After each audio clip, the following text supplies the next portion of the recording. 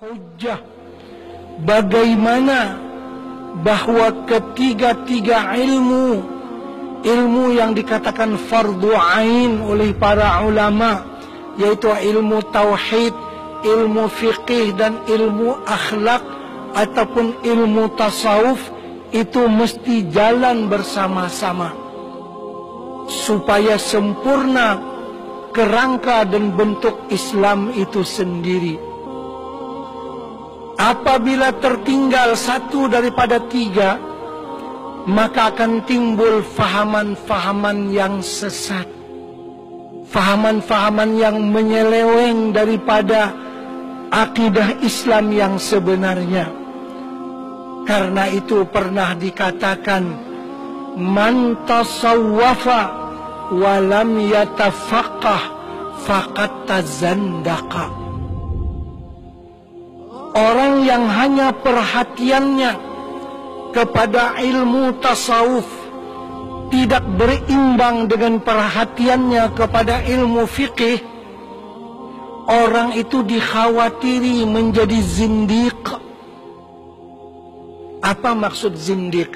Dia terkeluar daripada agama Islam, dia tak sadar bahwa dia keluar daripada agama Islam. Itu makna zindiq. Kalau begitu salahkah belajar ilmu tasawuf? Tidak salah.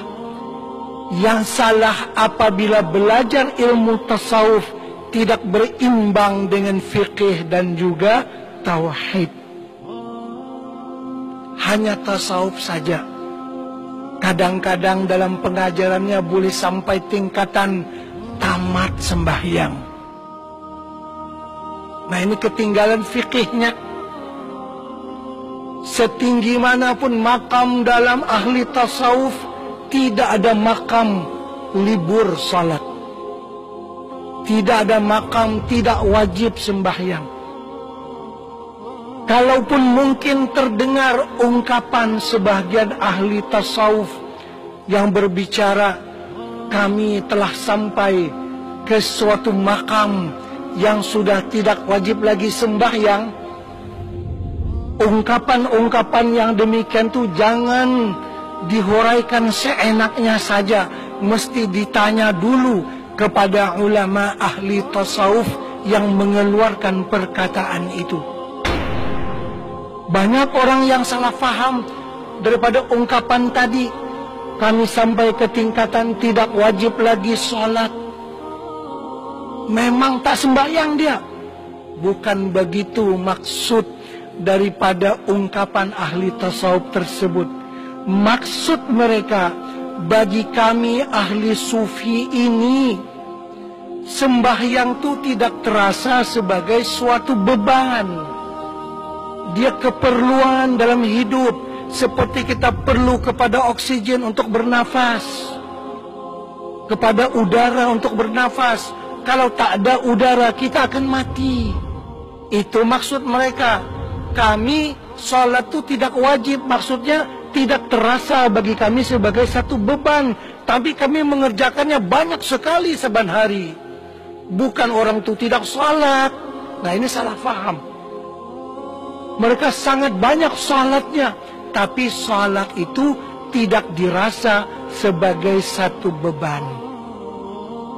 Memang bagi orang-orang yang malas, sholat itu terasa beban. Allah berfirman, wa innaha lakabiratun illa 'alal khashi'in, yakni wa innaha lathaqilatun. Sembahyang itu sebenarnya berat, kecuali orang yang khusyuk baru dia rasa terpanggil. Ini contoh orang yang cuma bertasawuf tapi meninggalkan tauhid dan fikih. Jangan. Ketiga-tiganya dipegang sama-sama. Begitu juga kadang-kadang orang yang perhatiannya banyak kepada fikih dan meninggalkan tasawuf, dikhawatiri menjadi fasik. Wa man tafaqqaha wa lam yatasawwaf faqad tafassaqa.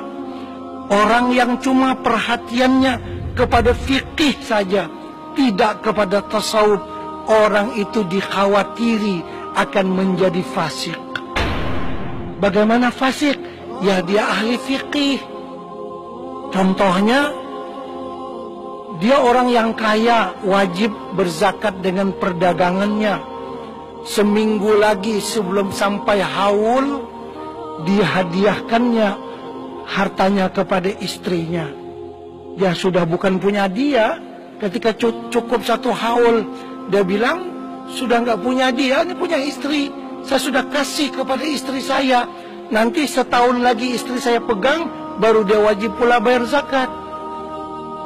Tapi istrinya pegang cuma 1 minggu. Maka istri pun berkata kepada suami, sebagaimana abang berbuat baik kepada saya juga mau berbuat baik kepada abang. Harta saya kasih kembali kepada abang. Jadi talapas zakat hitungannya.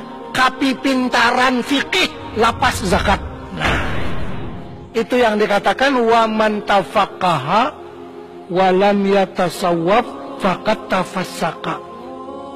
Ahli banget fikihnya sampai Allah Ta'ala diakalinya. Secara fikih betul, karena tidak cukup haulnya. Tapi secara tasawuf, Masya Allah, secara tasawuf, jangankan zakat yang wajib, yang sunat pun dihambur-hambur, disedekahkan. Orang yang zuhud dengan dunia bagaimana? Kan begitu. Nah, Al-Ghazali rahimahullahu ta'ala, imam yang mampu menghimpunkan ketiga-tiga ilmu ini dalam kitab-kitabnya secara terpadu.